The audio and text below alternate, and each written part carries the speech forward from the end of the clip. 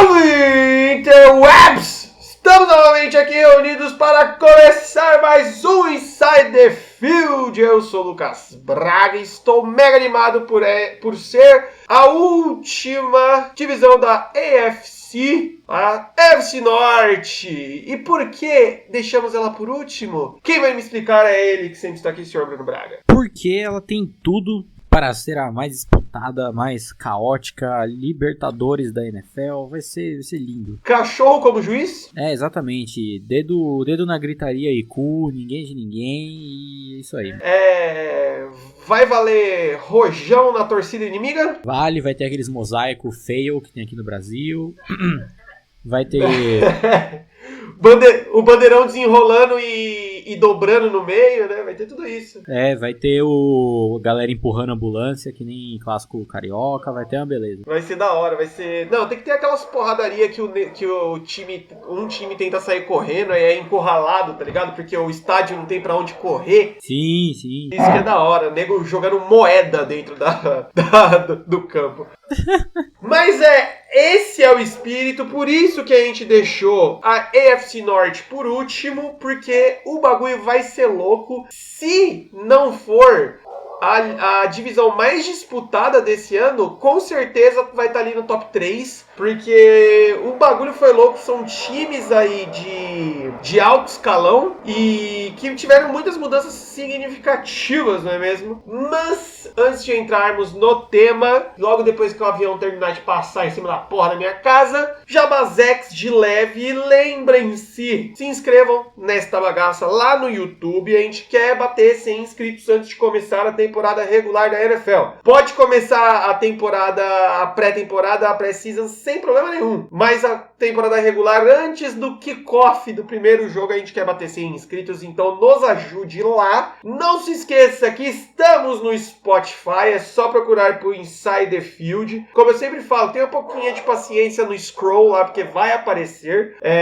Já segue a gente lá, porque toda vez que lançar episódio novo vai aparecer pra você. E também, caso você tenha algum outro aplicativo aí de podcast, procura a gente. Todos os nossos feeds estão lá no anchor.fm/InsideTheField. Então ajude-nos a crescer e dominar o mundo, e é isso aí.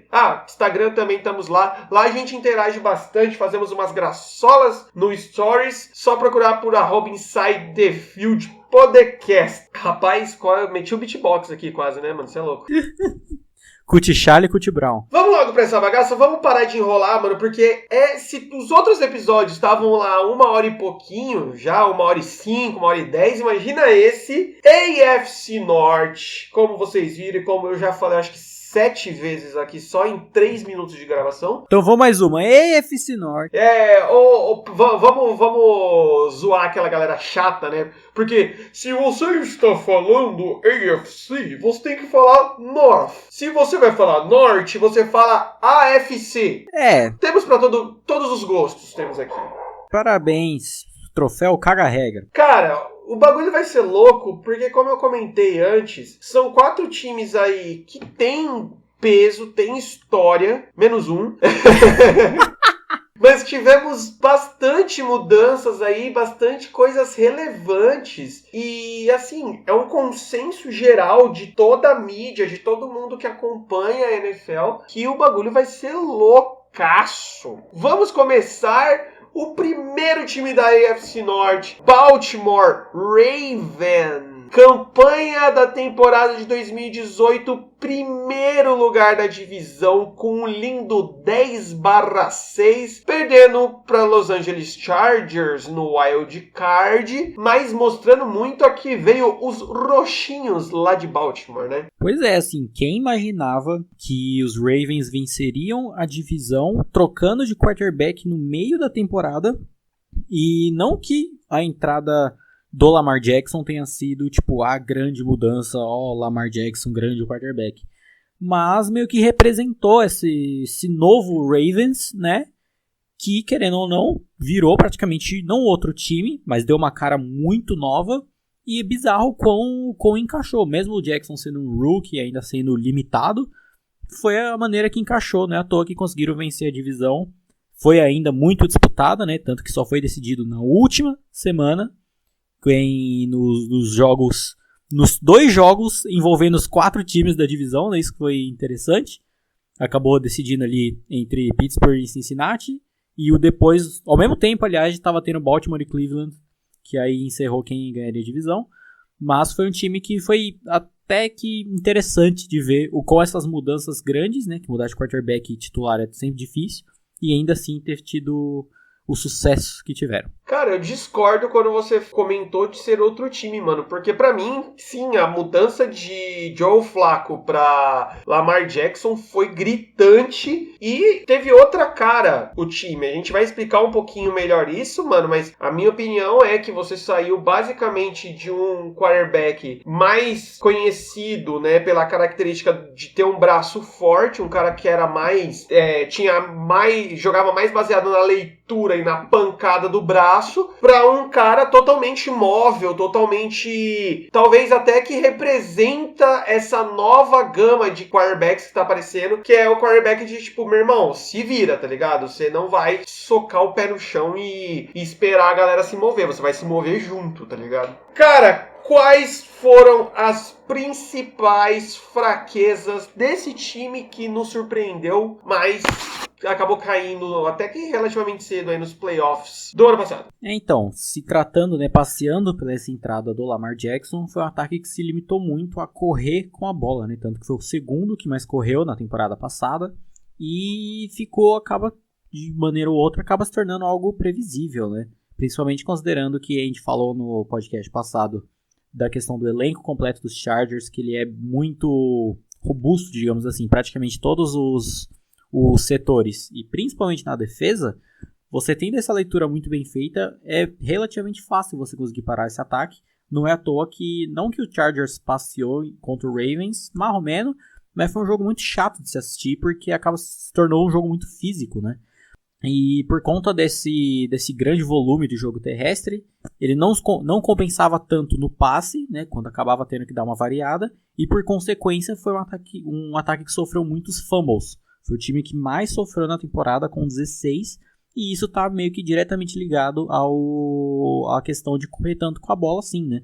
Principalmente considerando que é um quarterback novo, digamos que é sempre muito difícil você ter essa leitura, não só na questão do passe, mas questão na hora certa de correr, para onde correr, e não só de correr no desespero, e isso acabava, como posso dizer, entrando nessa questão da previsibilidade do ataque. Muitas vezes era mais a corrida para se livrar de alguma pressão de pocket ou algo assim, e não tão bem estruturada para ser uma corrida como é feito, por exemplo, em Seattle ou em Carolina, por exemplo. Óbvio que são mundos muito diferentes, mas querendo ou não, acabava acontecendo isso. O primeiro ponto desse mundo diferente é a experiência, né? Porque eu tava dando uma olhada aqui, o Lamar Jackson, ele começa a entrar mais, tipo, como titular a partir da semana 11, e isso já é bastante, tá ligado? Ele já vinha entrando antes, mas como titular mesmo a partir da semana 11. Então, assim, basicamente é aquele esquema do tipo, cara, todos os times estavam acostumados a jogar com o Joe Flacco, que a gente já falou qual é a característica dele, e aí você entra com o Lamar Jackson, que tem esse atributo aí, essa jogada, tem boas pernas, digamos assim, mas que você ainda não sabe como marcar ele direito. Então você acaba usando uma coisa que deveria ser um recurso, como, na verdade, uma jogada principal. E aí acabou dando no que deu, né? Tanto que a minha visão é que o final da temporada dos Ravens, isso tava não só tão previsível, mas isso daí já tinha se tornado fraco, saca? Eu já não considerava, apesar, e eu tô falando por mim, ok? Apesar do primeiro lugar aí na divisão, eu já não considerava eles como um dos times mais fortes chegando aí pro wild card, porque ficou tão nessa previsibilidade aí que você falou, cara. Não é à toa que deram azar justo de cair contra os Chargers no wild card, que sempre foi uma defesa que se provou muito boa contra o jogo terrestre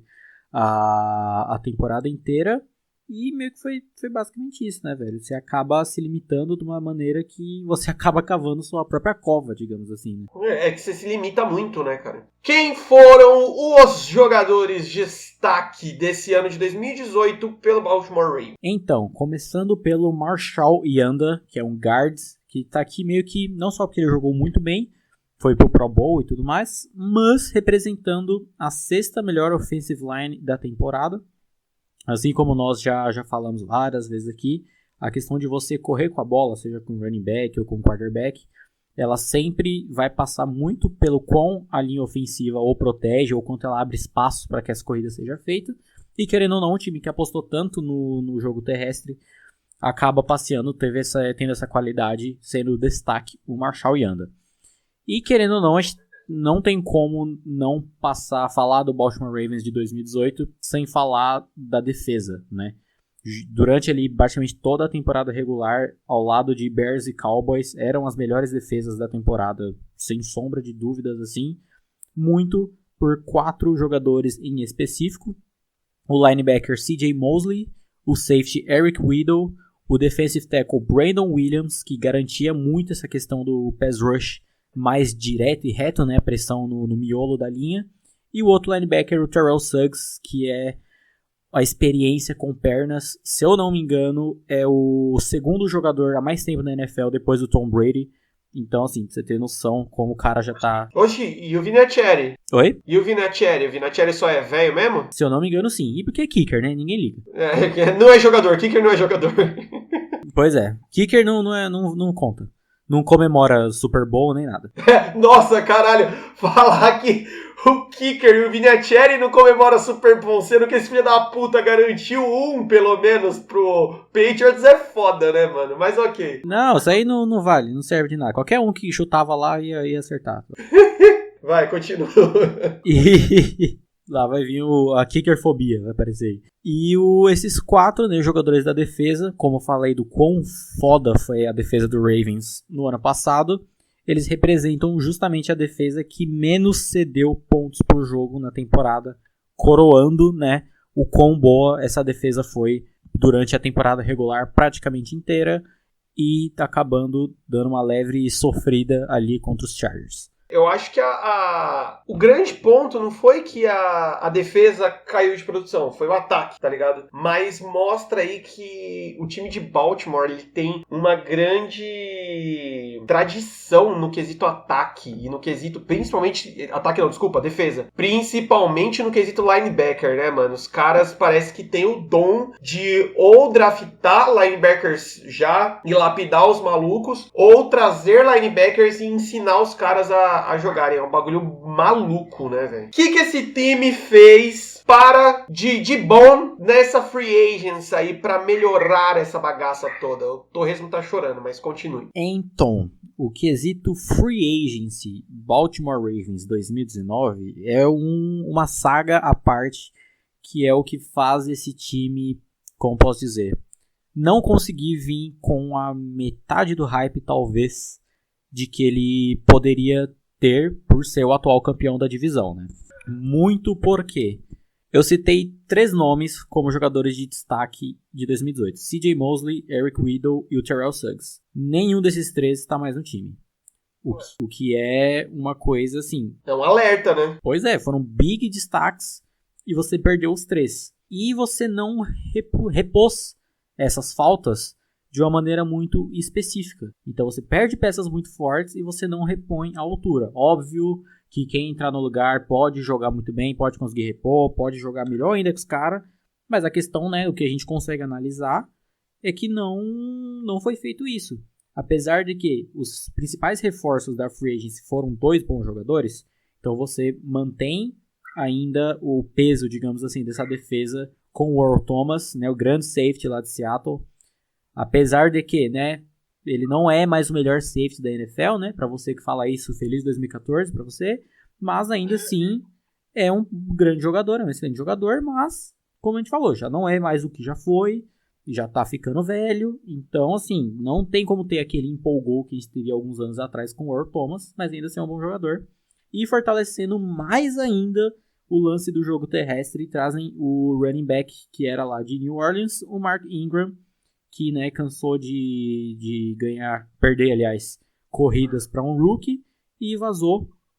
Então vem para fortalecer mais ainda a questão do jogo terrestre em Baltimore, mas fica esse ponto, né, esse asterisco em Baltimore para 2019 por ter perdido muitas peças, ter trazido peças boas na free agency, mas não ter reposto tão bem as que perdeu.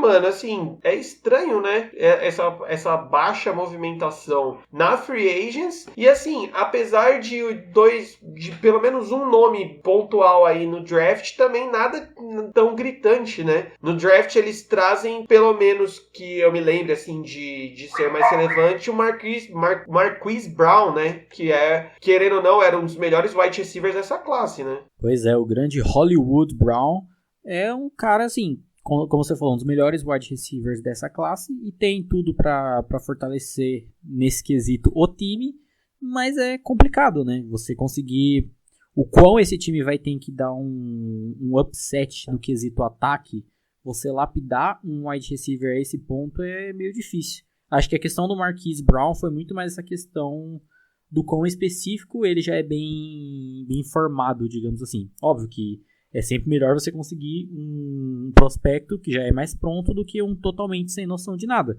Mas acho que nesse quesito foi tão específico justo por isso, assim. Meio doido. E trazem também o Jalen Ferguson, um linebacker aí, talvez. Mas é muito eu acho que quando você traz jogadores defensivos, é talvez muito maior, né, mano, no draft do que jogadores ofensivos. Eu tenho pelo menos essa impressão. Ainda mais de secundária, assim, né? Mais ou menos. Depende muito, né? Acho que nesse caso encaixa melhor do que, por exemplo, o Marquise Brown, porque o Ferguson já era um prospecto ok e, né, você justamente já chega numa defesa bem estruturada, apesar de tudo. Mas, então, acho que tem tudo para se desenvolver melhor em relação ao Brown, apesar de ser também uma boa escolha aí do draft. Mas assim, isso mostra que essa off-season do Baltimore não teve mudanças positivas no time. Negativas a gente pode até afirmar que teve, né? Assim, tipo, você colocar na balança assim, as coisas boas com as coisas ruins, as coisas ruins com certeza vão pesar mais. Comissão técnica formada pelo head coach John Hamburg, offensive coordinator Greg Roman e o defensive coordinator Don Martindale. Uma galera que também já não é velha, mas também não é nova em Baltimore, né? Assim, o Greg Roman, ele vem pro primeiro ano aí com o posto de coordenador ofensivo de Baltimore. Se eu não me engano, ele já era do time em outras posições, mas como coordenador ofensivo vai ser a primeira temporada dele. O Don Martindale, ele já vem dessa boa temporada comandando uma defesa que foi tão bem. Então nada mais justo do que mantê-lo não só para a galera que já estava jogando bem, mas também para fortalecer esses rookies, principalmente o Jalen Ferguson chegando aí para fortalecer. E o John Harbaugh, que é como posso dizer, uma questão complexa. Questão head coach na AFC Norte é uma questão complexa. Porque são play callers muito questionáveis, digamos assim. São muito 880, ao mesmo tempo que fazem ajustes muito bem feitos, às vezes cagam com vontade, ou simplesmente não fazem nenhum ajuste. E o John Harbaugh é um desses, assim. Além da questão ofensiva, você ter focado tanto nesse quesito da corrida, né, do jogo terrestre, e não ter, por exemplo, mesclado tão bem com a read option, que a gente explicou lá no podcast sobre ataque, e você não ter tentado fortalecer outros campos, vem muito por isso, e eu acho que passeia muito na responsabilidade, principalmente do Harbaugh nesse quesito. Certo, cara, quais seriam as melhorias necessárias para essa próxima temporada? E eu acho que, na verdade, é bem claro, né, o que a gente falou, que precisa melhorar, né? Pois é, assim, com certeza a evolução do Lamar Jackson e, por consequência, né, melhorando o ataque como um todo, porque, cara, você não consegue ficar correndo para sempre. Um abraço pro nosso querido Colin Kaepernick. Porque é isso, cara. Você uma hora vai passar a dar errado. É incrível, né? Porque é muito parecido, assim, né? Um time que tem um grande foco no jogo terrestre com uma defesa cabulosa é muito parecido com o 49ers de 2014. Mas uma hora a leitura vai ser feita. Uma hora vai ter uma defesa muito bem estruturada preparando para comer o seu rabicó. E vai dar nisso. Lamar Jackson, como a gente falou. Eu acho que ainda não vale tanta crítica como fizeram em cima dele, porque ele é um rookie, como o Lucas falou, ele entrou na semana 11 como titular. Semana 11, velho. E ainda assim conseguiu caminhar ali no título de divisão e, querendo ou não, pegando uma pedreira logo no wildcard. Mas ainda assim, a evolução dele eu acho que é questão de tempo. Eu acho que vai ser quase impossível ele ficar na mesma ou talvez piorar. Mas é isso, melhorando o ataque, passeando pela evolução dele é o esperado. E como a gente falou dessa questão da free agency, conseguir manter o nível da defesa, uma defesa que foi tão forte, tão dominante, mesmo com a perda dessas peças importantes. 3 jogadores dos que foram destaque não estão mais. E como que essa defesa vai conseguir, se vai conseguir se manter, aliás, né, sem essa galera e com tanto os reforços, como no caso do Earl Thomas, quanto com a galera nova. Então, cara, o grande ponto aí, né, no caso da parte ofensiva e na evolução do Lamar Jackson, é aquele negócio, a gente tá chegando numa era que quando o quarterback está dentro do pocket, não se pode encostar nele. A gente já fez até a piada aí, a gente roubou a piada de alguém, que eu não lembro, que a gente sempre faz isso, mas que é que daqui a pouco o quarterback dentro do pocket, a gente vai ter que dar flags, de flag football pra ele, porque não vai poder encostar no quarterback. Tá ligado? Com essa porra do roughing the passer. Mas, o que a defesa mais quer é que o quarterback saia correndo pra ela poder te dar ali uma linda de uma porrada. Então, assim, além de você... Quando você abusa do jogo corrido com o seu quarterback, além de você deixar uma leitura mais fácil pra defesa, você tá falando assim, venham, quebrem meu quarterback, tá ligado? E a gente tá falando que, por mais que a relação estivesse desgastada, a qualidade seja questionável, uma coisa é você quebrar um Lamar Jackson com um Joe Flacco no banco. Outra coisa é você quebrar um Lamar Jackson com um cara X no banco, né? Não é... E a gente sabe que também um efeito Nick Foles é uma vez na vida e outra na morte pra acontecer. Então, é um bagulho bem doido. Bruno, qual que você acha que vai ser a campanha de 2019 de Baltimore Ravens e o resumão, aquela frasezinha gostosa que a gente sempre dá? Então, muito do toda essa questão do que a gente falou, passear para a melhora do time, né? Ou pelo menos manter, querendo ou não, é o atual campeão da divisão, então se manter é o principal obstáculo aí, né? Aquela velha frase, difícil não é chegar ao topo, difícil é se manter lá. E por conta de todas essas questões de passear por uma evolução muito específica de um quarterback, perdas da free agency, tarará, e com o fato de que o calendário de Baltimore é pedreira, é tapa na cara, é pirocada na nuca, mano, vai ser osso. Eu tô com o calendário aberto aqui, não vou falar todos os jogos que a gente fez com o Tennessee, né? Mas tem algumas sequências aqui que é tenso. Por exemplo, semana 3, 4 e 6... Não, 3, 4 e 6, contando tá bem aqui, né? 3, 4 e 5. Tem Chiefs, Browns e Steelers em sequência. Nossa senhora. Semana 7 tem Seahawks lá em Seattle. Aí você tem a bye week e volta jogando contra os Patriots. Caralho, mano. Semana 11, 12 e 13 é Texans, Rams e 49ers em sequência. E você fecha a temporada, semana 16 e 17, contra Browns e Steelers. E Browns em Cleveland. Então, assim... É um calendário de, tipo assim, se Baltimore se classificar, é pra se classificar com peito de Super Bowl, né? Porque, velho... Pique isso mesmo, porque é um calendário muito difícil. Então, por tudo isso que a gente falou, né? Juntando tudo isso, eu acho que eles ficam em terceiro na divisão, com uma campanha 7, 9, mais ou menos por aí. Porque tem, tipo, você tá juntando uma divisão muito disputada, um calendário muito difícil e muita coisa pra arrumar dentro do time. Então, acho que é complicado. Pra mim, fica mais ou menos por isso. Com o time, assim, Lamar Jackson tendo uma evolução clara, porém não o suficiente. E uma defesa que vai conseguir ter uns lapsos de bons jogos que demonstrou na temporada passada, mas não conseguir ser constante. Eu acho que vai passear por isso. Cara, eu acho que eles fecham por aí também um 8-8, coisa do gênero. E o resumão a gente pode falar que foi tipo, não numa forma pejorativa, mas foi um fogo de palha quase, né? Deu aquele boom ano passado, esse ano vai dar uma diminuída, mas pra se estruturar pro ano que vem. Eu acho que essa é a minha leitura, a minha aposta do Ravens. Mas também já inclui aquilo que eu falei antes. Se passar, cara, passa aí voando, ganha uma moral do caralho, né? Dando sequência, temos Cincinnati Bengals, aquele time que a gente precisa falar? Caralho, Que escroto. Desculpa, zoar. Ainda bem que ninguém torce pra Cincinnati. Né, mano? Ainda bem que a única coisa que presta lá é o AJ Green e olha lá.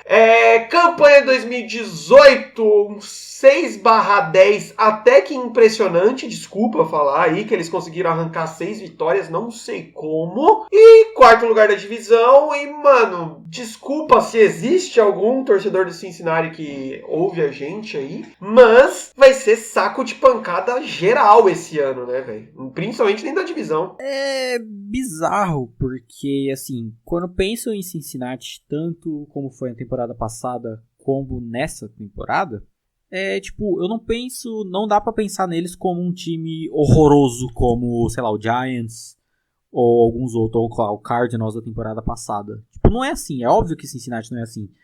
Mas, sei lá, mano, parece que, tipo, toda a questão de, sei lá, movimentar em free agency, fazer um draft foda, tendo piques altas com base em temporadas ruins, parece que não fazem questão, tá ligado? É bizarro isso. Não é à toa que Cincinnati ao lado de Buffalo são as duas franquias que os jogadores menos querem ir na free agency, tá ligado? Mano, é o meridiano, tá ligado? É isso mesmo, eles abraçaram isso, tá ligado? Essa zoeira de ser o meridiano de tudo. Baseado principalmente no seu quarterback, Sr. Andy Dalton. Que é isso, né, cara? Porque eu acho que você pode até expandir essa zoeira do meridiano de Dalton pra quarterbacks pros times, tá ligado? Tipo, mano, se o time é pra cima dos Bengals, ele não tá fazendo mais que obrigação. E se ele é pra baixo, ele tá muito ruim, tá ligado? Então, é até meio doido isso, né? Meio complicado. Eu quero muito uma matéria de matemática ou física, ou alguma teoria chamada meridiano de Dalton. Por favor. Alguém cria, você que tá ouvindo aí, é estudante, cientista e tiver alguma tese que tende a defender, por favor, coloque isso, meridiano de Dalton. Isso seria genial. Tá ligado, mano? Um cálculo de parábolas de bola, assim, tá ligado? Sei lá. Mas enfim... O professor Ruivo, né? Né, mano? Putz, já pensou, mano? Daqui a alguns anos vira técnica de quarterback, manda um meridiano de Dalton ali na endzone e já era. Nossa senhora. Não sei se é bom ou se é ruim, né? Mas beleza. Né, o meridiano de Dalton na endzone. Você tá lançando pra sua endzone, fazendo um safety, tá ligado? O famoso touchdown contra, né? Nossa, é isso. Quais foram as principais fraquezas do time em 2018? Vamos começar pelo básico, assim. Você tem um ataque muito previsível, apesar de você tem boas peças ali presentes, mas que não rodam tão bem, e uma defesa com um pass rush muito fraco. Foi a quinta que menos teve sacks na temporada. Então, assim, não foi sofrível no quesito pass rush quanto o nosso querido Oakland Raiders com seus 13 sacks, né? Mas, ainda assim, foi uma questão preocupante. E falando em questões preocupantes, a gente chega na comissão técnica de Cincinnati. Porque a gente já falou, né? O Lucas falou várias vezes aqui no podcast da questão de que, tal qual no futebol, né? Futebol tradicional, digamos assim. Às vezes um técnico não tem tempo direito para trabalhar, já manda ele embora por pressão da torcida e etc. Na NFL, dão muito tempo pros caras trabalharem. Tempo até demais. Mano, o cara só é mandado embora se ele morre, tá ligado? Por aí. Mas, quando você pensa nesse quesito, ainda tem pelo menos um mínimo de argumento que dá pra defender. Então, quando você pensa, por exemplo, no... Caralho, esqueci o nome do head coach dos Packers que foi mandado embora. Enfim, ele lá, vocês sabem quem é. Por mais que ele tá fazendo um monte de merda, você fala, porra, mas o cara tem um Super Bowl ali na conta dele, sacou? Você pensa, por exemplo, daqui a pouco a gente vai chegar em Pittsburgh e a gente vai falar do Mike Tomlin, que também faz as merdas dele, mas também tem Super Bowl na conta, tá tanto tempo, trabalha bem, né? Os Steelers se mantém um time competitivo há anos e anos, você ainda consegue justificar. E no caso de Cincinnati, com o nosso querido Marvin Lewis, o senhor, ele estava no comando do time há 16 temporadas. E ele não tem nenhuma vitória de playoff, cara. Esse é o nível do cidadão, sacou? Não tem como justificar, né, velho? Não tem como justificar. Mano, a organização, a franquia Cincinnati, ela tá de parabéns. Porque você demite o Marvin Lewis a partir de um tempo, mas antes, no meio da temporada, para ser o assistente especial do Marvin Lewis, você contrata O Hugh Jackson. Ai, mano. O cara que simplesmente ao sair do Cleveland Browns fez o time melhorar pra caralho. Só dele sair, o time deslanchou. Se ele tivesse saído antes, o Browns poderia até ter classificado para os playoffs. Acho que se eu não tivesse colocado ninguém no lugar do Hugh Jackson, deixar sem head coach, o time ia ficar melhor. Anyway, sim, só pela falta dele lá. O Baker ia ser o head coach, tá ligado? Pra quem quer entender mais ou menos quem é o Hugh Jackson, assista o Hard Knocks com o Cleveland Browns pra você ver o nível The Office que era o Cleveland Browns. E, cara, só pelos esses nomes, velho, já dá pra ter noção do qual nível foi a comissão técnica de Cincinnati em 2018. Porque você tem, tipo, algumas boas peças no time que não funcionam bem e as peças ruins que exercem a ruindade delas por osmose e fica por isso mesmo. E isso é receita, né? Basicamente. Para um resultado bosta desse que eu falei. Até me surpreende eles terem tido 6 vitórias aí, né? Eu acho que passeia muito pelos jogadores bons aí que, tipo, mano, se matavam pra conseguir alguma coisa. Falando neles, quem foram os destaques de 2018, Bruno? Começando pelo ataque, né? Nós temos o running back John Mixon, que é um running back muito bom, realmente ele é muito bom. E é um desses running backs que compensa uma jogada mal desenhada ou uma chamada meio bosta. Temos o wide receiver, o grande A.J. Green, que é muito bom. Ele, assim, é o cara que dá uma carregada no time de vez em quando. Que não faz, tipo... É difícil de entender como ele ainda tá nos Bengals, né? Pois é, e provavelmente vai aposentar lá porque ele já tá velho também. Então, triste fim para A.J. Green. Pra um wide receiver, 30 anos já começa a pesar, né, velho? Pois é. E falando da defesa, o único Pro Bowler do time em 2018, que foi o defensive tackle Geno Atkins, que meio que tinha essa questão nula de pass rush nas costas dele. E é isso. É isso. Essa galera aí. Cara, e falando nessa patota maluca do caralho toda aí, o que a gente teve de destaque pra tentar melhorar na Free Agents e no Draft? Curiosamente, pra meio que manter ali na mediocridade, fomos buscar nego em New York. Nos Giants, no caso, né? Porque assim, buscando até no Jets você já tava mal, né? Você ainda vai no Giants e aí você traz uma galera, pelo menos pra reforçar a defesa. Reforçando ou não sei. Que é o B.W. Webb, cornerback, e o Kerry Wynn, defensive tackle. Aí o problema, você fala, mano, mas a questão não é reforço, tal qual a gente falou lá sobre Denver, de não colocar o Joe Flacco como reforço? Sim, em teoria não seriam. Mas eles não trouxeram mais ninguém. Tipo, esses dois caras e é isso. Só isso. E assim, com um monte de nome pesados aí na Free Agents que a gente viu mexendo. E você olha pro raio do roster do Cincinnati Bengals, você imagina que pelo menos salary cap livre tenha, né?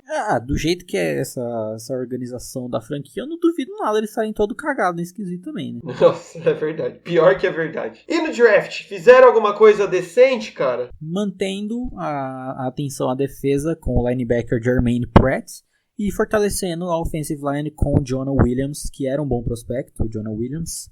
E acho que de destaque mesmo só fica em relação a ele mesmo. Gente, a gente tá se esforçando, tá? A gente não tá também forçando que os fatos aqui. Não tem como forçar os fatos, né, cara? Eu te odeio os Bengals, tá ligado? Você só foda-se mesmo.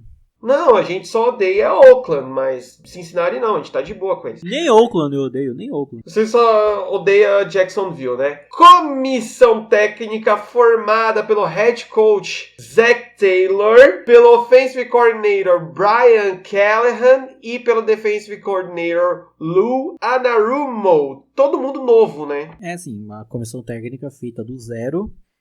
E bem questionável, tal qual o histórico de Cincinnati, né? Tem que ter uma reputação a zelar e eles querem manter isso. Por quê? Vamos lá. Coordenador defensivo, Lou Anarumo, ele era o coordenador de defensive backs dos Giants. Então você já toma, né, um joinha para você aí na sua profissão. O coordenador ofensivo é o Brian Callahan, que era coordenador de quarterbacks dos Raiders.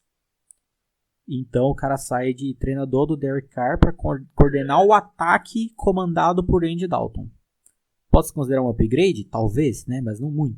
Não, cara ele tem experiência com quarterbacks bosta, né, velho? Tipo, você foi promovido de jovem aprendiz pra estagiário, assim, mais ou menos isso. É nessa pegada. E o head coach, o Zac Taylor, ele era o coordenador de quarterbacks dos Rams e que foi contratado nessa gama de pessoas de comissão técnica que foram contratadas na Free Agency 2019 por já ter conversado com o Sean McVay. Esse é o histórico do currículo dele. Você trocou uma ideia com o Sean McVay, você pode ser um técnico na NFL, e esse é o Zac Taylor. É o que a gente falou semana passada, não foi? Se eu não me engano, sim. Se a gente não falou, na verdade a gente falou semana passada e na outra, se duvidar. Que é, a galera acha que tem o cheiro, tá ligado? Você tem o cheiro do cara, você já sabe coordenar a galera. Cara, falando tudo isso, resumão de tudo isso, o que o time precisa melhorar? Virar um time, é isso? Pois é, assim, é a estruturação geral. Porque, como eu falei, tipo, não é um caso perdido como é o Giants, por exemplo, ou o Cardinals do ano passado. Não é aquela coisa lixosa, horrível. Eu tenho certeza que Cincinnati não vai fazer um 0-16, por exemplo. Isso é óbvio.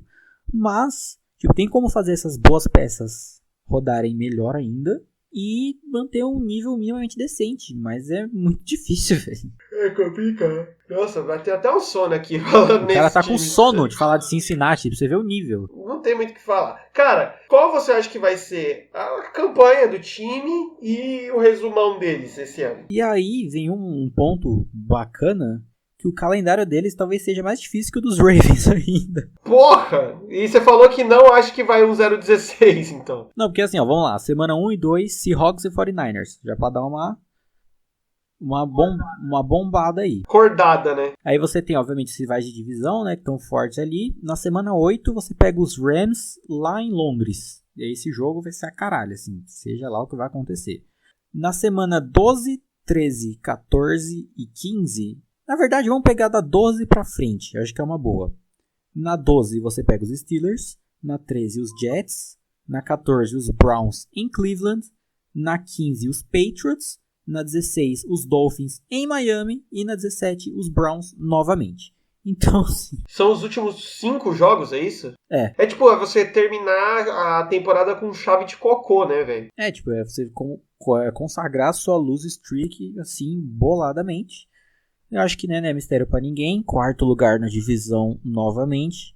Com uma campanha... Acho que nem, esses 6-10 dá pra manter? Eu acho que não, hein, cara. Eu apostaria num 3-13. 5-11, 4-12, eu acho que tá bom pra Cincinnati. Eu acho que eles batem um 3-13 e ficam ali perto de ser first pick no draft e putos por serem uma pick alta esse ano, porque ano que vem o Barbie lançador de bolas lá, que eu nunca lembro o nome dele. Ah, mas no próximo já tem bons QBs também. Pelo menos melhor do que nesse último.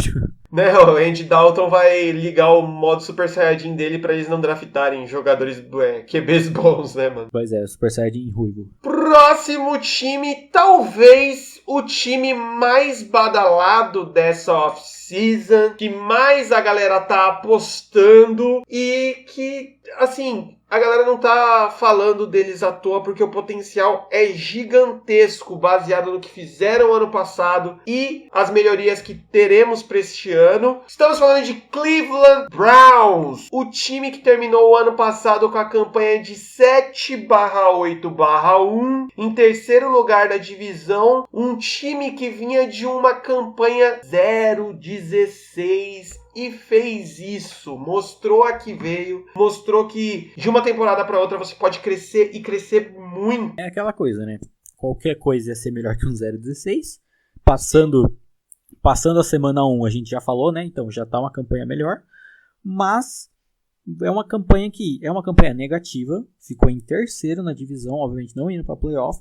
E você terminou em alta de uma maneira que é inacreditável, assim, é bizarro. É bizarro, né, mano?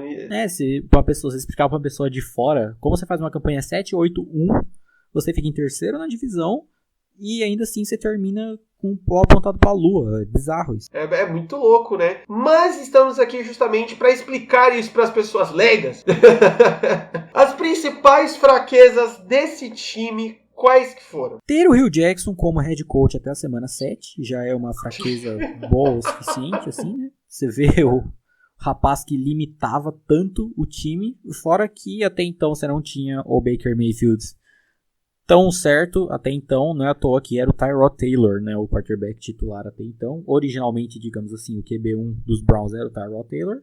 E passeava, né, nessa má gestão, um head coach horrível, um QB medíocre, ficava nessa aí. E aí você vê como as coisas, elas podem mudar, tipo, com poucas mudanças de peças, né, cara? Pois é.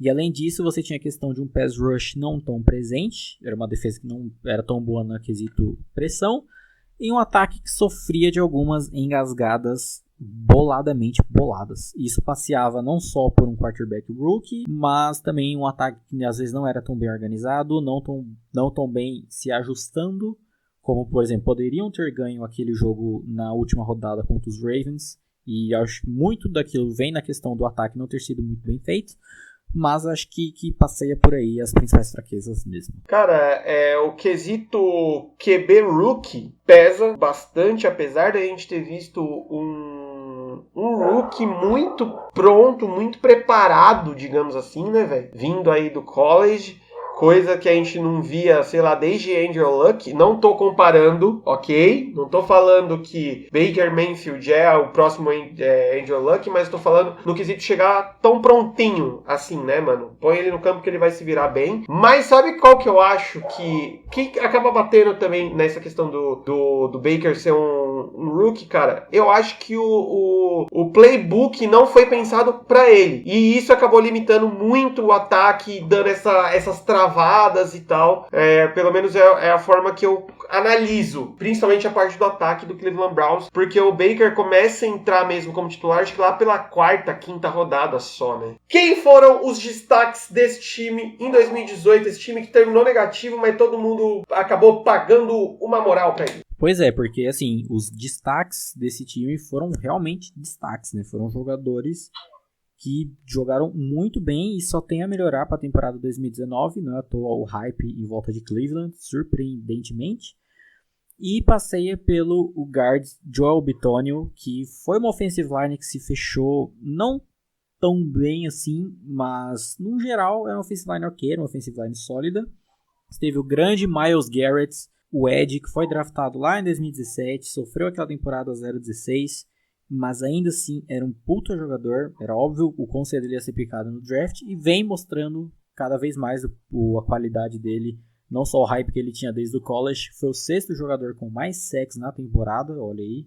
Gigante, né, mano? Cresceu muito nessa temporada ele. E ainda na questão da defesa, teve o cornerback Denzel Ward, que manteve-se muito bem praticamente a temporada inteira. E do ataque, as questões muito óbvias, Jarvis Landry, wide receiver principal desse time na temporada 2018, né? E tem tudo para se manter de uma maneira cabulosa em 2019, muito por não ser eu gosto do Landry porque ele não é um wide receiver muito previsível no quesito rotas e da maneira como ele como eu posso dizer, se separa do cornerback para conseguir completar a rota dele. E obviamente Baker Mayfield, né, o quarterback rookie, first pick no draft, meio que se provando, né, nesse quesito de ter sido o first pick. O Browns, que tem um histórico aí dos quarterbacks ruins do draft, né? Um abraço pro nosso querido Johnny Manziel. Mas Mayfield veio se provando com tudo, né? Se tornou o quarterback rookie com mais passes. Mais passes é foda. Com mais passes para touchdown, com 27, superando Peyton Manning e Russell Wilson nas suas temporadas de estreia. Então acho que isso seta bem o nível do rapaz. Mano, que basicamente, se tem um consenso aí, que Peyton Manning foi o rookie mais foda de todos os tempos. O maluco já chegou comendo cus e pegando nomes. E você falando que o cara bateu um recorde do Peitão e do nosso querido amigo Russell Wilson. Você vê aqui veio e o Baker é engraçado que ele veio meio questionado como first pick, né, mano? Que tipo assim, nos boards da galera, não que ele não tinha capacidade de ser first pick, mas a galera tava mais pesando pra outros jogadores, né? Mas ele veio e, mano, mostrou totalmente, tipo, e é engraçado ver como que o time mudou a partir do momento que ele assume a titularidade, tá ligado? E ver esse cara à frente desse time tendo toda essa pós-temporada, pré-temporada, pra treinar, pra montar esse playbook novo, pra se... Mano, pra ter o time na mão vai ser um bagulho muito louco, né, cara? Assim, é um time, ele termina muito em alta, muito pela essa performance do Baker, sendo um quarterback que entrou durante a temporada, mas ao contrário do Lamar Jackson, ele não entrou, como posso dizer, com ressalvas, assim. Óbvio que ele tem muitos pontos a melhorar, afinal de contas ele é um rookie, mas ele já entrou muito mais nesse quesito de liderando o time e se mostrando como essa nova cara do ataque, saca? E ali uma postura, né, mano? Não é à toa que, mano, não é qualquer um que chega num time como rookie, vira titular e ainda manda na entrevista coletiva falando que acordou se sentindo perigoso. Você tem que respeitar um cara desse. Pois é, tio, você vê nos mic ups dos Browns, ele é um cara, mano, zoeirão, assim, falando pra caralho na sideline. Gato! Tem uma jogada excelente que é de um touchdown corrido, que foi tipo, mano, não sei quantas jardas, acho que foi aquele de 90 e caralho de jarda lá do running back dos Browns, que quando o cara faz o touchdown, ele sai falando pra todo mundo na sideline. Você viu o handoff que eu fiz? Eu fiz aquele handoff foi foda. Então ele é um cara da zoeira. Talvez ele tenha traços brasileiros no seu sangue. É aquele cara que será a cara e o sorriso de Cleveland por muitos anos. E aí a gente chega na Free Agents. E o que esse time me faz na Free Agents, senhor Bruno Braga? É tipo, são nomes assim que eles vão crescendo, né, no quesito hype que tem pra complementar esse time.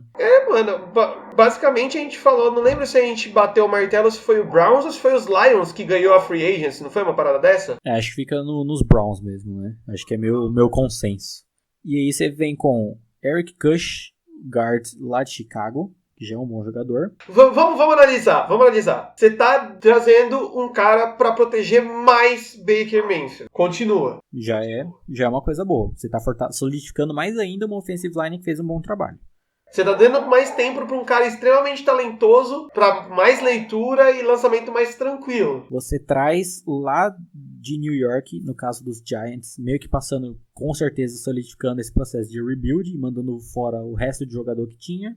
O Edge Oliver Vernon, que não é tipo nenhum puta jogador, mas é um bom jogador, e você tá melhorando a questão do pass rush, né? Que foi uma das fraquezas do time. Que foi um grande ponto aí que precisava melhorar no time nessa defesa que já era uma defesa boa, né? E aí chegamos aos nomes principais. O primeiro é o motivo do que eu não vou conseguir torcer para Cleveland no ano que vem. No ano que vem não, nesse ano. Não só por ser um rival de divisão do meu time, mas, né, por terem contratado Kareem Hunt, running back vindo lá de Kansas City, que assim, a gente sabe, dentro de campo é um running back cabulosíssimo. Ele é destruidor, ele é muito bom, mas nessa questão extracampo, acho que fica a questão de uma contratação que não foi bacana no quesito moral, digamos assim. Porque foi quase que oportunismo, né, velho? Pois é, que foi basicamente ele cortado dos Chiefs, já meio que tinha, como posso dizer, conversas encaminhadas com ele, e logo no início da free agency, assim, o Kareem Hunt foi contratado. Então é triste. Infelizmente é o extracampo que pesa muito, mas o atleta em si é um cara cabuloso, né? É mesmo, porque o extracampo dele não foi qualquer merda, né? É uma coisa que dá pra relevar. Mas enfim, já tá perdendo muito tempo falando desse bosta. E a principal contratação, a maior contratação, se bobear da free agency toda, né? Acho que dá pra falar isso. Com certeza. Eles trazem Odell Beckham Jr., nosso querido Odair Braga Jr., o wide receiver, vindo lá dos Giants também, dando adeus para o Eli Manning, aquele comercial lindo que eles tinham juntos. Mas é isso, agora ele vai jogar lá em Cleveland. Acho que é a contratação que seta a barra pro Cleveland Browns de 2019. Nossa, com certeza, cara. Porque assim, eu vejo muita gente... as opiniões sobre o nosso querido Odair, ela é muito polarizada, né? Ou a galera gosta, acha ele melhor que Fitzgerald, ou a galera acha ele abaixo de Cuti-Rato, né? Que não é assim. Mas o que eu acho que as pessoas deveriam ter na cabeça ele teve 3 ou 4 temporadas em New York, né? Por aí, se eu não me engano. Recebendo bolas do lado podre da família Manning, que já faz esse tempo, infelizmente, que o Eli não tá bem. E ele já fazia o que ele fazia. Basicamente, é isso, cara. Lembra quando o Neymar tava pra sair do Santos? Que, mano, puto, o Neymar tava lá, o Santos ainda dava um grau, o Neymar saiu, o Santos passou, tipo, 2, 3 anos de uma nhaca desgraçada. É tipo isso, cara, entendeu? E aí o Neymar foi jogar no Barcelona, os caras ganharam tudo, mano. Os caras ganharam até o Super Bowl, tá ligado? Então, esse que é o peso dessa transferência e desse jogador. Já é um jogador extremamente talentoso, indo pra um time com extremo potencial, com um quarterback extremamente talentoso. Então, não tem como o hype ser baixo, né? Pois é, assim, tem as questões da personalidade do Odell e tudo mais, que isso não entra em questão, mesmo porque tipo, ele não teve problemas extra-campo nível Kareem Hunt ou Tyreek Hill, então não é algo assim questionável esse ponto. E tirando a questão mental, que é uma coisa que a gente sempre, o que gera muita antipatia a ele, cara, tecnicamente dentro de campo ele é questionável, assim, ele é um receiver tier S, né, isso é inexplicável. E foi o que o Lucas falou, mano, a questão, você vê realmente que é um wide receiver fodão, ele se prova quando ele joga com um quarterback não tão bom. O Eli, ele teve as temporadas boas dele de campeão do Super Bowl e os caralho, mas isso foi em 2007, 2009, já tem muito tempo. O Eli, desde então, é só ladeira abaixo. E o Odell sempre se manteve nesse nível. A gente falou lá no podcast passado, quando a gente comentou sobre o Raiders, que é agora que o Antonio Brown vai ver do que ele é feito mesmo. Porque que ele passou... Agora a gente vai ter essa inversão de papéis, digamos assim. Pois é, porque ele passou a vida inteira dele, quase 10 anos, jogando com o Ben Roethlisberger. Então, agora vai estar com o Derek Carr, vamos ver do que ele é feito. O DeAndre Hopkins passou a vida inteira jogando com o quarterback merda. O Deshaun Watson é o melhorzinho que ele teve, talvez, e ele sempre se manteve num nível absurdo. E esse é o que a gente fala do Odell. Agora, vindo com o Baker, tendo tudo para ter uma segunda temporada absurda, seguro empolgou, a galera tá falando que ele é candidato a MVP, menos. Não, calma, né? Calma. Mas tem tudo pra ser, tipo, completar esse ataque de uma forma inacreditável e que caso não tenha esses problemas de vestiário e tarará, vai ter tudo pra ser um ataque muito difícil de ser parado. Cara, você deu um exemplo muito bom do DeAndre Hopkins, que serve muito aí pro Odell, que é o seguinte, o Hopkins sempre teve jogando com quarterbacks meia bomba, que nem você falou. No ano que ele joga com quarterback um pouco melhor, o cara não tem um drop na temporada, tá ligado? O cara vai pro Madden aí, o Madden, mano, é um bom termômetro, infelizmente, que querendo ou não, gostando ou não, é um bom termômetro. O cara tá indo pro Madden como o único jogador ofensivo com 99 de rating, tá ligado? Então, é isso que a gente tá querendo dizer. O Odell fez todo o nome dele, a carreira toda dele, jogando com um quarterback mediano, batendo no meridiano de Dalton pra baixo. Agora ele tá jogando num quarterback que eu e o Bruno a gente sempre debate aqui se o Baker já pode ser considerado top 10 da liga. Então, mano, o bagulho vai ser louco sim. Segura o hype pra falar que Cleveland já tá no Super Bowl, mas também não menospreza os caras não, tá ligado? Pra completar, quem que eles trouxeram no draft? E o Setana barra mais ainda, porque eles também fizeram um draft muito bom, né, velho? Apesar de que eles só tinham escolhas a partir da segunda rodada, por outra questão de trocas e tudo mais no momento da free agency, eles ainda conseguiram bons prospectos para complementar bem a defesa, o cornerback Greedy Williams e o linebacker Mac Wilson, mais especificamente o Greedy Williams, era um dos bons prospectos, assim, e que tem tudo ainda mais para complementar essa defesa de uma maneira absurda, assim, é bizarro. Um pouco, não só competência, mas um pouquinho de sorte também, né? O como isso conseguiu cair logo pra eles. Exato, mano, exato. Porque, querendo ou não, um time campeão aí, a gente não... Vamos falar, todo time campeão tem sorte, tá ligado? Então, não, o Lucas tá falando que o Browns vão ser campeões. Não, mas... a história não deixa mentir. Comissão técnica formada pelo head coach Fred Kitchens. É isso mesmo? Caralho. Cozinheiro. O offensive coordinator Todd Monken e o defensive coordinator Steve Will. Galera que teve essa mexida aí no meio da temporada passada, né? A questão do coordenador ofensivo Todd Monken, ele era o coordenador ofensivo lá em Tampa Bay, o que é um ponto, pode ser um ponto negativo para alguns, mas eu vejo como ponto positivo justamente essa questão de desenvolver mais ainda o ataque passando pelo Baker e fortalecendo mais ainda. O Freddie Kitchens, ele era o coordenador ofensivo do Cleveland já, e ele assumiu o resto da temporada assim que o Hugh Jackson foi pra merda, e fez o trabalho que fez, conseguiu se manter bem, e manter como head coach é a melhor decisão que eles poderiam ter tomado, né? E fica a piada pronta. O coach é o Kitchens, o quarterback é o Baker, então tá tudo certo. E eu acho que o único ponto que fica meio que ruim é o Steve Wilkes como coordenador defensivo, porque, como eu falei, já não foi uma defesa tão... Tipo, era uma defesa ok, mas não era uma defesa tão boa, uma defesa fraca no quesito pass rush. E o Steve Wilkes nunca foi tão bom no quesito de treinamento de defesa. E ele era o head coach dos Cardinals na temporada passada, o que também, né, faz o nível aí do rapaz. Não que vai ser um desastre, defesa do Cleveland horrível, perto do Chiefs, não. Mas acho que é o que puxa todo o hype puxando pra cima, e o Steve Wilkes dá uma puxadinha pra baixo. Assim. Tudo tem que ter um certo equilíbrio. Melhorias necessárias para essa próxima temporada. A da defesa, tal qual eu já citei, passa pela melhora no pass rush, né, a maior precisão. Essa linha defensiva tem que ser mais incisiva. E de resto, com certeza no ataque, não só a questão do ataque mais criativo e mais plural, digamos assim, que tem tudo para ser resolvido com a solidificação do Jarvis Landry e a chegada do Odell, e que obviamente passeando pela melhora do Mayfield, que não chega nem a ser a evolução como você tem lá com o Lamar Jackson, né? É mais a solidificação mesmo, mas como o Lucas falou, agora já sabe que o playbook vai ser trabalhado com ele, é o time comandado em campo por ele, então é questão de a adaptação geral em volta dele e de como o jogo dele, falando muito dele, vai rodar a partir desse ano. Velho, não tem muito o que falar. É basicamente esperar esse time encaixar e já era. Cara, qual você acha que vai ser a campanha dessa próxima temporada e o resumão? Eu acho que vai justificar o hype de boa forma. Não, nossa, título, Super Bowl, os caralho. Mas vencem a divisão, sim, vencem a AFC North, em primeiro lugar. Mais pro final ali, quando a gente estiver nos finalmente, a gente fala mais a questão de playoff da AFC e tudo mais, né, pra complementar de uma vez e fechar a conferência. Mas pega um seed até que ok pra playoff.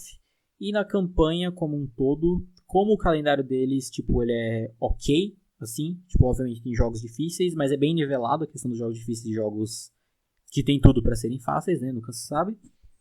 Mas com base nisso tudo, eu acho que uma campanha 11-5, acho que 12-4 é muito, mas acho que um 11-5 tá de boa e justificando boa parte desse hype gerado aí. Cara, 11-5 era o que eu apostaria, porque eu acho que ainda, principalmente a defesa ainda não vai estar tão segura, tá ligado? Mas eu acho que esse ataque talvez tenha um volume tão grande quanto a gente viu do Kansas City o ano passado, tá ligado? Aquele volume do ataque ser tão, digamos que avassalador, que a defesa ruim, entre aspas, a defesa mediana, acaba sendo carregada pelo ataque, tá ligado? A defesa toma muito ponto, mas o ataque faz tanto ponto que o time acaba ganhando. Eu acho que é mais ou menos nesta pegada. E pra finalizar essa divisão maravilhosa, temos Pittsburgh Steelers, o time... maior time dessa porra. Até então, até a temporada anterior, o time com mais Super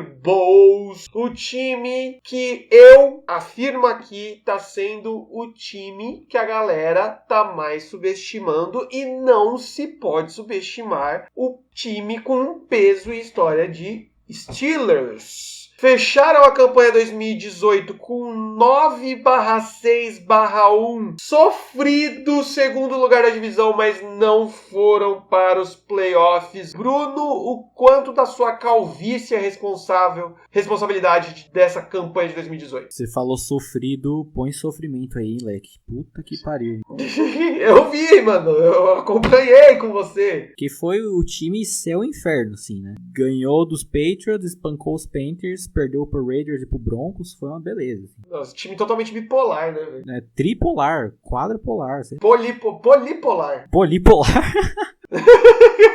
Quais foram as principais fraquezas desse time na temporada? Com certeza, passando mais especificamente no ataque, né? Foram os equívocos que esse ataque cometia. Nosso querido grande Benjamin teve alguns problemas sérios em tomada de decisão, né? Ele ainda tem o problema de jogar fora de casa ainda que se mantém desde 2017, né? Quase, é praticamente o Atlético Paranaense, mais ou menos. E porque às vezes ele dá umas bugadas, ele sofre um AVC, sei lá o que acontece na cabeça dele, força uns passes muito bizarros. E acho que passeia por isso os equívocos no ataque, né? A tomada de decisão meio bizarra do Big Ben e muito dos play calls igualmente bizarras, às vezes, do Mike Tomlin. Foi uma defesa muito esburacada, mas muito, assim, ok, que no elenco tem o pior cornerback da liga, Art Burns, a lenda, ok, mas não é pra tanto, né? Sofreu muito com a perda do Ryan Shazier em 2017 e não, até então, né, pra temporada 2018, não tinha ninguém pra substituir, então no meio era aquele deserto, não tinha ninguém ali, que a gente falou 1 zilhão de vezes no ano passado, a defesa que a DL ia muito pra frente, os defensive backs iam muito pra trás e no meio não ficava ninguém pra cobrir. É o buracão, mano. Pois é. Foi um time que perdeu muitos field goals e extra points temporada passada. Foi triste ver o Chris Boswell, um cara que salvou tanto Pittsburgh em outras temporadas, ele errou pacas na temporada passada e era claramente um time mal treinado. Foi o terceiro que mais perdeu jardas com faltas, acho que isso explica muito, né, do que era isso. Mas depois que a temporada se encerrou, ficou claro, pelo menos ao meu ver, que muito desses problemas era por conta do vestiário estar uma zona, né? Depois veio à tona todos os problemas que o time teve e eu acho que muito por isso teve esses problemas de ser um time tão inconstante e por essa impregnação que ficou disso que gera o jeito que estão subestimando para a próxima temporada também. Não, a gente vê como um ou mais jogadores insatisfeitos podem atrapalhar o time como um todo, né, cara? Como que o clima do vestiário atrapalha o desempenho e o resultado em campo. É inevitável isso, né? Não, é que você teve a questão de que, tipo, teve alguns problemas direto com o Ben Roethlisberger. Você teve que o Mike Tomlin é um cara que não sabe lidar bem com esse quesito de treta, né? Porque ele é um head coach muito paizão, digamos assim. Então acho que a gente já falou isso até, né? Que quando que esse tipo de técnico, que quando o time tá indo muito bem, tá muito encaixado, ele só pega essa sinergia e exalta, né? Melhora mais ainda. Mas quando tá mal, tá tendo essas tretas, só tende a piorar. Então acho que foi muito disso mesmo que aconteceu. A impressão que eu tenho é que o Mike Tomlin, ele não tem... Tipo assim, o bicho tá pegando, de vez dele ter aquele pulso firme de... Mano, eu mando nessa porra e para com essa merda, porque a gente tem jogo pra jogar, a gente precisa ganhar, a gente precisa ir pra playoffs e a porra toda. Ele meio que quer jogar os panos quentes, aquele do deixa disso, tá ligado? Então acabou perdendo, digamos assim, o vestiário aí. E quem meio que teve que assumir e fazer essa função foi o Big Ben. E aí, quando você rebaixa, digamos, essa responsabilidade ou essa liderança e joga total, rebaixa que eu digo jogar do head coach para um jogador, pro mais importante que o caralho desse jogador seja, o outro jogador ainda vai enxergar ele como jogador, tá ligado? Tipo, na mesma linha. Então, assim, em algum momento pode rolar aquele negócio do filhão, cala a boca que você é jogador tanto quanto eu. Então, e no futebol americano tem muito mais disso, porque a gente sempre compara muito aqui as situações com o futebol brasileiro, né? O soccer. Que, tipo assim, mano, o cara no futebol, ele acaba podendo, entre aspas, ser mais mala, porque ele pode ir lá atrás, na defesa, pegar a bola e ir lá fazer o gol. No futebol americano, essa rinha, ela fica muito pior, porque o quarterback, ele pode virar e falar pro wide receiver, seu bosta, se eu não lançar, você não recebe. E o wide receiver pode falar, tá, beleza, então lança pra quem se eu não receber? Um abraço pro nosso querido Aaron Rodgers. Já tá chegando aí, né? Então é bem maluco. Mas tivemos destaques, sim, bastante destaques nesse time. E até é engraçado, meio chato até ver que um time tão bom não conseguiu ir para os playoffs, né? Quem foram eles, Bruno? Pois é, assim, é estranho porque você pega, antes da temporada começar no quesito elenco, Pittsburgh, óbvio assim, pensando que ainda teria o Le'Veon Bell e etc., era um elenco muito bom, assim, um elenco talvez top 5, talvez, não sei. Sim, totalmente, top 5, quem dirá top 3. Por aí. Mas entre todas essas questões aí de problemas e tudo mais, se resulta que foi o time que foi muito... essa inconstância chegou no ponto que faltou pouquíssimo faltou tão pouco assim pro time ter um sucesso maior, tanto que você pega na questão da campanha, foi justamente esse empate, tipo, foi questão de meia vitória de diferença pra campanha dos Ravens, que deu o título de divisão e que tirou eles dos playoffs, tanto que você pega no draft, você pegar a ordem dos times originalmente, os Steelers é o último dos times que não foi pra playoff. Você vê que ficou tão ali batendo na trave que não deu. Mas enfim, vamos aos jogadores de destaque, começando pelo nosso querido, não tão mais querido, Tonhão Marrom, né? Antonio Brown. Que eu tenho que fazer um comentário que eu esqueci de fazer no último episódio. O Tonhão Marrom, ele tá muito gigante, velho. O maluco tomou uns venenos aí pra próxima temporada, velho. Não sei se você percebeu isso, velho. Os vídeos dos treinos dele em Oakland, mano, o maluco tá gigante. John Gruden já tá contratando seus rapazes aí que entregam os bagulho pra ele. Cara, na portaria você já toma uma ampola, tá ligado? Não tem ideia. Você passa pela portaria com a bunda de fora, tá ligado? Com a calça riada já. Os caras já tomam veneno, tá ligado? Desgraçado. Aquela lenda urbana que colocavam seringas com AIDS nas cadeiras do cinema, tem isso lá em Oakland, só que não é com AIDS, é com as bombas cabulosas. É com hormônio de cavalo, tá ligado? Mas enfim. Então, nosso querido Antonio Brown, né, que até então era o principal nome do ataque no quesito de recebedores, era talvez o melhor recebedor da liga, pelo menos top 3 ali, certeza, o cara que é um absurdo. Em 2018 foi o jogador que mais recebeu passes para touchdown.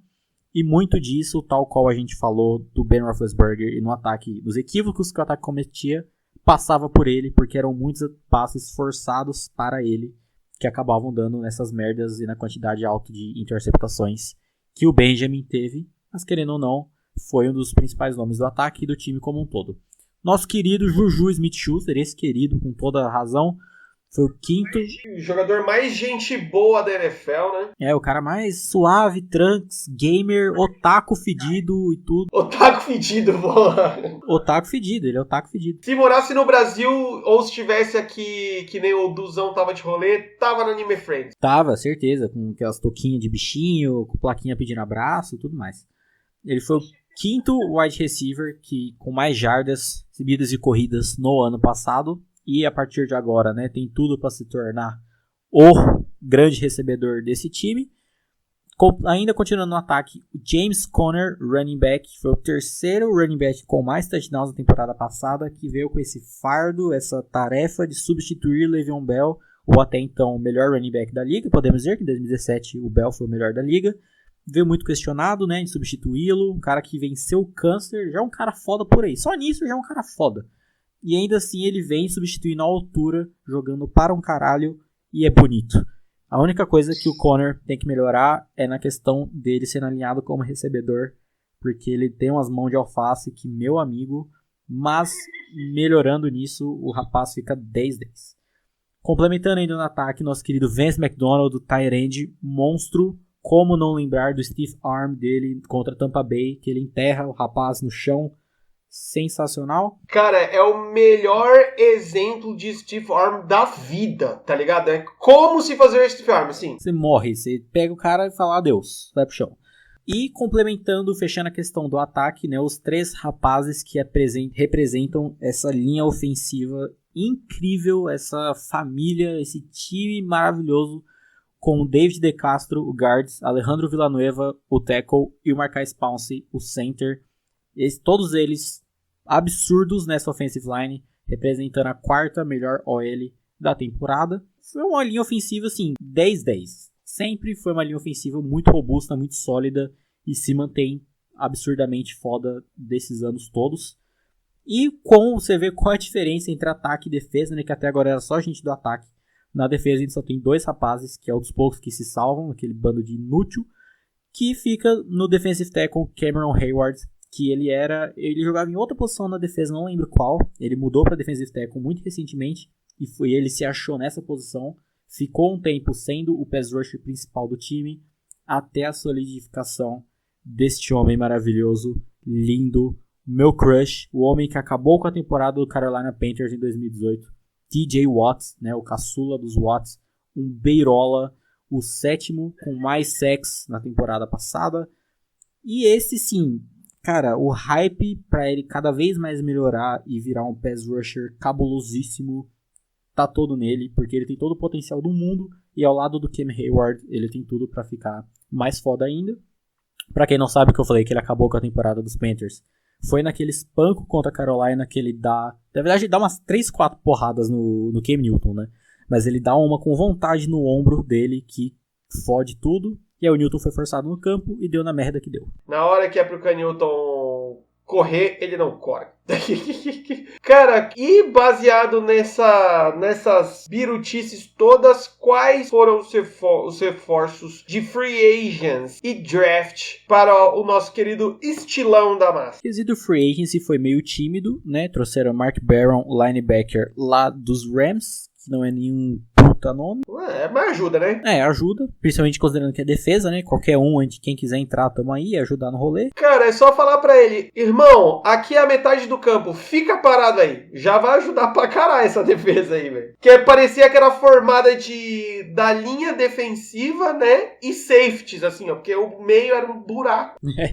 Linha defensiva, a galera lá na end zone, né? E o resto não tem mais ninguém. E uma contratação que muitas pessoas acharam estranha, mas depois de um tempo eu achei boa, que é o Donte Moncrief, wide receiver, vindo lá de Jacksonville.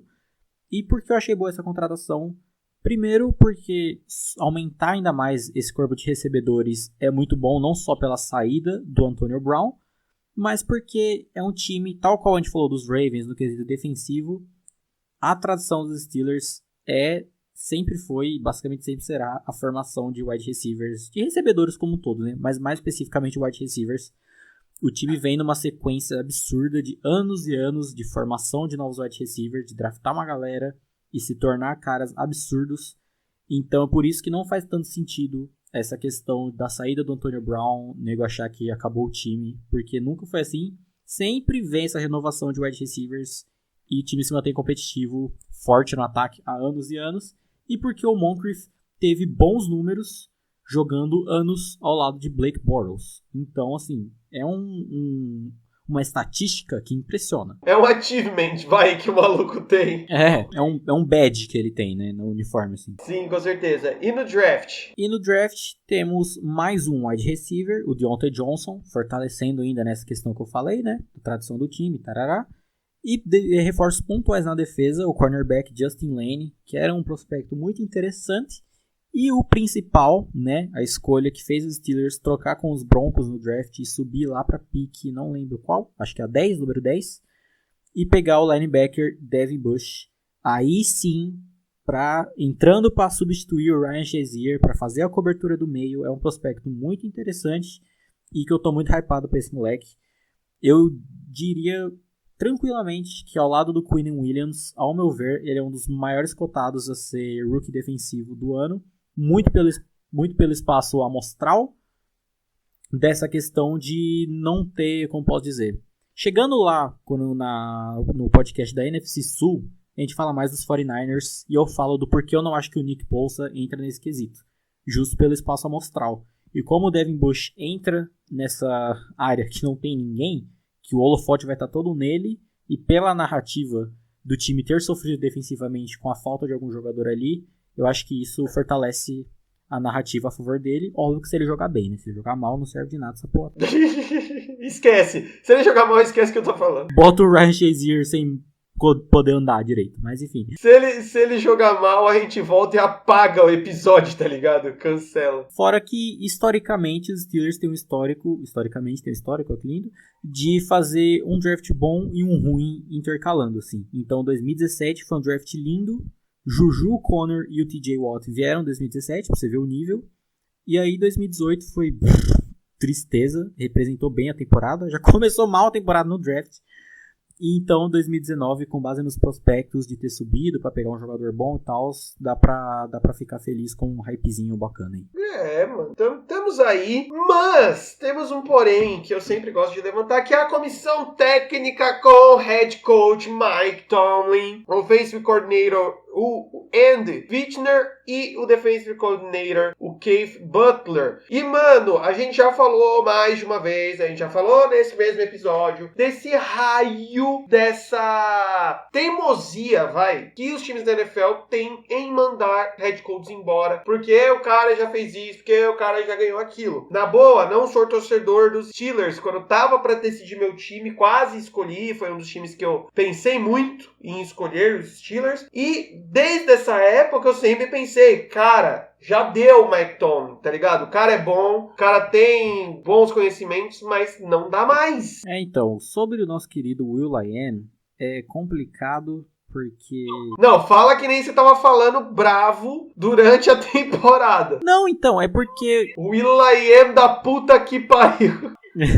O problema é a inconsistência dele quanto play caller, enquanto, como posso dizer, como head coach como todo, né, quesito de ajustes. É um time que às vezes encaixa os ajustes de uma maneira inacreditável, assim, e outros fazem umas cagadas, como foi o jogo contra a Denver e contra a Oakland, que foram tristes de se assistir, assim, cagadas técnicas inimagináveis.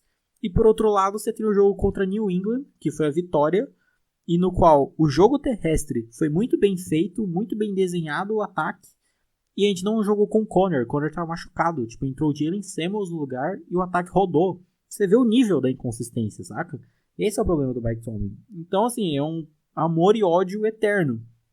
Não é questão de pedir a demissão dele de uma maneira absurda, tipo, vai se fuder pra lá. Mas é complicado, cara, é difícil. Eu acho que pelo menos essa temporada dá pra ser um vai ou racha definitivo, assim. Principalmente considerando que o Big Ben já tá no 2-minute warning da sua carreira, digamos assim. Então, pra quando entrar um cara novo, ele já ir bem preparado pro futuro quarterback que entrar no lugar do Big Ben. E pra quem estranhar que a gente não falou do Ben como jogador em destaque, a gente já falou dele no podcast de quarterbacks lá da AFC, então ouve lá que a gente fala sobre o grande Benjamin. Do resto da comissão técnica, o Randy Fichtner foi o primeiro ano dele, 2018, como coordenador ofensivo. Ele já tá no time desde 2007, só que exercendo outros papéis como coordenador ofensivo. Em 2018 foi o primeiro ano dele, e eu gostei muito. Foi um time que melhorou muito a efetividade na red zone, então fica aí o ponto positivo. E o Keith Butler, né, tá aí, não sei porquê ainda, infelizmente, ainda se mantém como coordenador defensivo. Não tem como não jogar boa parte da defesa ruim nas costas dele, afinal de contas é o trabalho dele treinar essa galera. Então fica aí o ponto negativo ainda pro quesito de coordenador defensivo. Só fazer um adendo no quesito comissão técnica, falando dos Steelers e já complementando uma coisa que eu esqueci de falar no podcast passado sobre Denver, que foi o técnico de offensive line dos Steelers no ano passado, que foi o Mike Munchak, que foi um cara que fez um trabalho assim absurdo, já vem fazendo um trabalho absurdo desde 2014, não é à toa que essa OL se mantém tão bem há tanto tempo, e ele infelizmente saiu do time. 2018 foi a última temporada dele por quesitos familiares. Ele tem família em Denver, então assim, logo que abriu a free agency, ele já vazou lá para Denver, então ele é o coordenador agora da linha ofensiva dos Broncos. Então fica o ponto positivo aí, complementando a questão de Denver do podcast passado. E comissão técnica dos Steelers fica a questão de ser muito inconsistente, inconstante como um todo. Você vê que o cara aí, quando fala do time dele, o maluco fala e tem coisa pra falar e a porra toda. Pois é. Quero nem ver quando falar de Filadélfia. Não, também não. Melhorias necessárias para essa próxima temporada. Não tem como não falar da defesa, das burrices que o nego faz, né? Então é a defesa que não assiste o ataque jogar, como fez muitas vezes, e muito sobre as merdas que o Mike Tomlin faz, como colocar um linebacker para marcar o Keenan Allen no jogo contra os Chargers. Na secundária que não haja como se estivesse no episódio dos Trapalhões, como eu coloquei na pauta, né? É uma boa. Muito porque a secundária dos Steelers é meio nova, então o safety principal, o Terrell Edmonds, foi a primeira temporada dele na temporada passada. Ele foi o first pick do draft, exemplificando o quão ruim foi o draft passado. Então acho que passeia pela evolução natural, pelo menos eu espero, né? E um ataque que seja menos equivocado muito pela essa questão da tomada de decisão do Big Ben e que ele volte a jogar bem fora de casa de preferência. Não, o Big Ben, eu acho que, infelizmente, nós estamos próximos aí da aposentadoria desse grande mito da história da NFL, né, cara? Cara, qual que vai ser a campanha do seu querido Estilãos aí e o resumão para 2019? Então, como a gente falou que o time está sendo muito subestimado, se bem que, né, chegando nesse ponto, todo mundo já sabe qual é a colocação que a gente acha que ele vai ter na divisão, né? Mas, enfim, eu acho que, tá bom, muito por essas perdas que teve em free agency e tarará na temporada como um todo, gera essa subestimação, se é que existe essa palavra, que eu concordo, como de certa forma, mas principalmente com pessoas que não acompanham o time de perto, assim, que às vezes não tem toda essa noção do quão o vestiário foi um problema. Então, às vezes... Totalmente, velho. Totalmente. E, tipo, os nomes mostram isso, né? A qualidade do elenco mostra isso. Que o que cagou o time foi o mental, né? Pois é. Então, assim, às vezes não tem mais... Por exemplo, não vai ter mais essa sombra do Le'Veon Bell. Já acabou. O Le'Veon Bell já tá no timinho dele lá. O Antonio Brown também já tretou, já vazou. Falou mal do Juju, o cara 4 e foi embora também. Então, tá mais limpo nesse quesito. Muito provavelmente vai fazer o time muito melhor. Aí nessa questão de wide receiver, ele fala, perdeu o Antonio Brown. E passeia nessa questão dos Steelers sempre se renovarem no quesito de wide receiver. A gente tá numa sequência inacreditável de Hines Ward, Santonio Holmes, Antonio Brown e podemos considerar agora o Juju. Então, mano, olha o nível dos caras que a gente vem ano após ano e nego sai do time e fala, nossa, agora fudeu. Aí vem outro cara mais foda ainda. Não mais foda ainda, né? Mas que mantém o nível alto. Então, acho que passeia por isso. O Juju se mantém como... um wide receiver foda que ele é. Óbvio que ele não é tão talentoso quanto o Brown, mas ele só tende a melhorar, né? Ele só tem 2 temporadas. Esses caras que chegam agora pro time como um todo, e ainda esses complementos da defesa, eu acho que tem tudo também pra se tornar no mínimo decente, né? Não aquela defesa absurda, mas que pelo menos faça o trabalho dela. Na campanha, eu acho que fica em segundo na divisão, pega um wildcardzinho ali top, e a campanha eu cravo, porque eu já vi esse calendário umas 20 vezes, assim, fiz todas os cálculos possíveis. Você usou o coeficiente de cagada? Sim, exatamente. Considerando tudo, eu consigo ver de buenas uma campanha 10-6 para Pittsburgh na temporada que vem. É só não empatar a porra do jogo que nem fizeram na última temporada que o 10-6 vem tranquilaço. Pois é. Cara, pra mim também, eu falo um 10-6. Eu acho que 10-6 é tranquilo demais. Até dá pra bater até um 11-5 aí, dependendo, forçando um pouquinho e tal. E eu acho que é um time que vai crescer muito, tá ligado?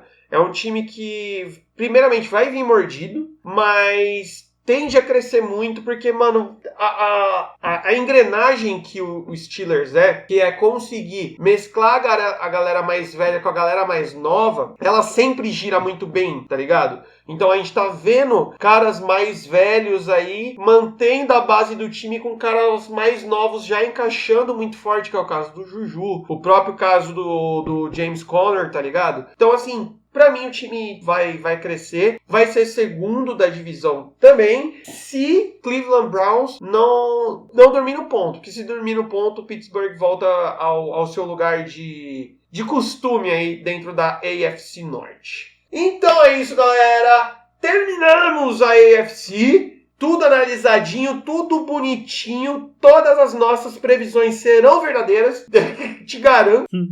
E quais foram da temporada passada? Mas a gente não fez previsão da temporada passada, então foda-se. Teve as de jogo pra jogo, né? Não, as de jogo sempre foram extremamente corretas. Extremamente, totalmente. Pontualmente corretas. Que eu me lembre, o primeiro round dos playoffs eu errei tudo, mas beleza. Nossa senhora. Mas enfim, é isso. Espero que vocês tenham gostado. Não se esqueçam de se inscrever no nosso canal do YouTube. Não se esqueçam de nos seguir lá no Spotify, lá no Instagram e nos seus demais agregadores. É só procurar que nós estamos em tudo. E vocês não perdem por esperar que semana que vem começa a NFC. A próxima, que essa vai dar muita treta também. E Bruno, vamos cravar aqui qual vai ser a próxima, a NFC? Eu não lembro qual é a divisão exata, né? O nomezinho, Norte, Sul, Leste, Oeste. Mas é a NFC que possui Tampa Bay Buccaneers, Carolina Panthers, Atlanta Falcons e New Orleans Saints. Mais conhecida como NFC Sul. E muita gente vai falar assim, caramba, mas essa divisão é uma divisão muito competitiva. Relaxa o cu e vem com nós, porque a gente sabe o que a gente faz. Muito obrigado novamente, senhor Bruno, o mago das pautas. Agora a NFC vai dar doideira, né? O time que pode fazer 16-0 tá chegando aí, ó. Tá batendo a tua porta, tá chegando. Olha! Fica o hype. O time 0-16 também tá por aí? Será? O do 0-16 talvez venha logo em seguida, assim, na outra divisão e tá batendo ali também já. Olha só! Então, mano, muito obrigado novamente. Você é um lindo. É nóis. Eu adoro falar sobre Steelers, que eu perco a voz, eu viro o Eminem falando, mas é isso aí. Não, foi bom, mano. Deu tempo de eu ir lá, tomar banho, escovar o dente. E você tava falando ainda, tá ligado? Mas então é isso aí. Muito obrigado. Não se esqueçam de beber água. E fiquem aí bem hidratados e tchau.